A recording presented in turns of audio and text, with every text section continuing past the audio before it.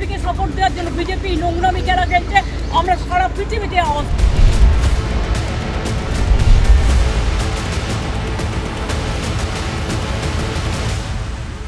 NIA ने 2022 के bomb blast case में एक्शन लिया।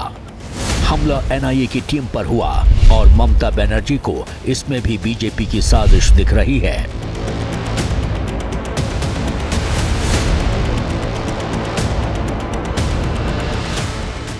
याद कीजिए, 5 जनवरी को राशन घोटाला केस में छापा मारने पहुंची ईडी की टीम पर हमला हुआ। तब भी ममता बनर्जी का रुख यही था जो अब एनआईए की टीम पर हमले के बाद है। एनआईए के एक्शन पर ममता बनर्जी ने सवालों की झड़ी लगा दी है।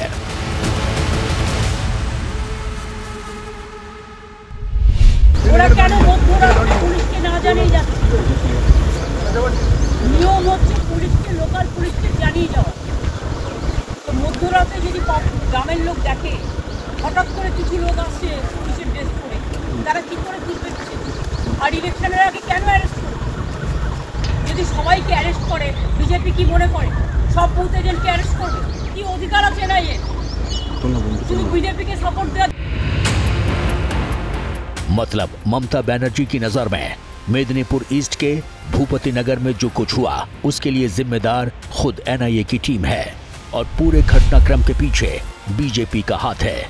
खास बात यह है कि जब ममता बनर्जी एनआईए पर सवाल उठा रही हैं, पश्चिम बंगाल में राज्यपाल सीवी आनंद ने कड़ा संदेश दिया है। Strong action will be taken. We will deal with it with an iron hand.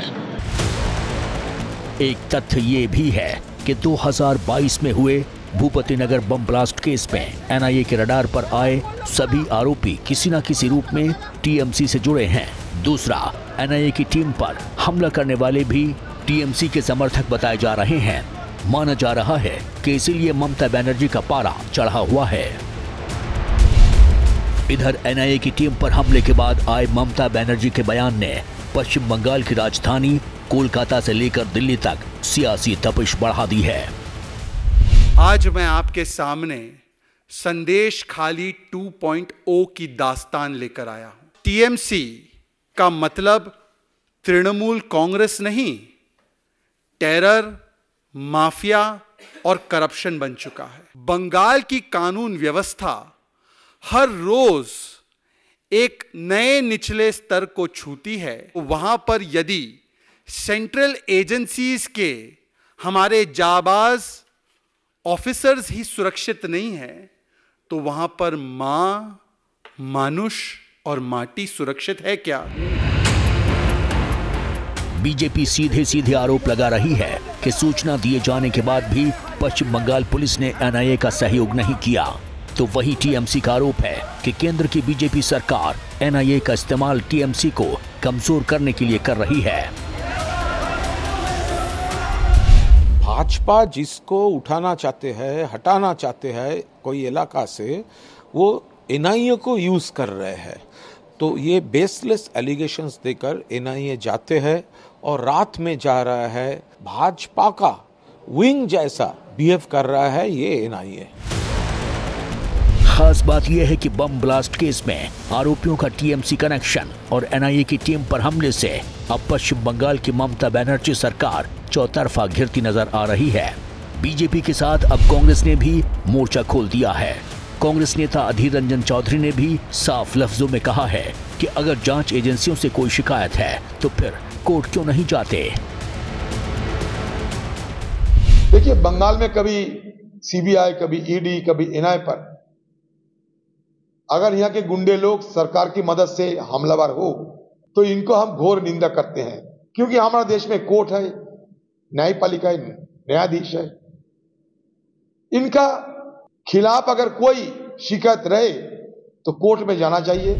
पश्चिम बंगाल में जांच एजेंसियों पर हमला कोई नई बात नहीं। जनवरी से अप्रैल दो हमले। जनवरी में ईडी की टीम संदेश खाली में तृणमूल नेता के घर राशन घोटाले मामले की जांच करने पहुंचती है। वहां उग्र भीड़ हमला बोल देती है। इसके बाद संदेश खाली की खबर पूरे देश में तहलका मचा देती है। 6 अप्रैल शनिवार एनआईए की टीम पहुंचती है भूपति नगर। वहां 2022 के विस्फोट मामले की जांच करने तृणमूल नेता के घर। वहां भी उग्र भीड़ हमला बोल देती है, गाड़ी के शीशे तोड़ देती है और साथ साथ ये भी खबर आ रही है कि अधिकारी भी घायल हो जाते हैं। लेकिन सूत्रों के हवाले से खबर है एनआईए की टीम स्थानीय पुलिस स्टेशन को खबर देके पहुंचती है कि वो छापा मारने जा रही है। इसके बाद भी ये घटना घटती है। फिलहाल सियासी जंग तेज हो चुकी है। चुनाव आयोग ने राज्य के मुख्य सचिव से रिपोर्ट तलब किया है। 19 अप्रैल राज्य में पहले चरण के मतदान होने बाकी हैं। उससे पहले ऐसी घटना राज्य के कानून व्यवस्था पर सवालिया निशान खड़ा कर देती है।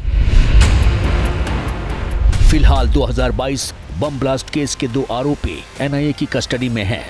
माना जा रहा है कि आरोपियों से पूछताछ के बाद कई और नाम सामने आ सकते हैं।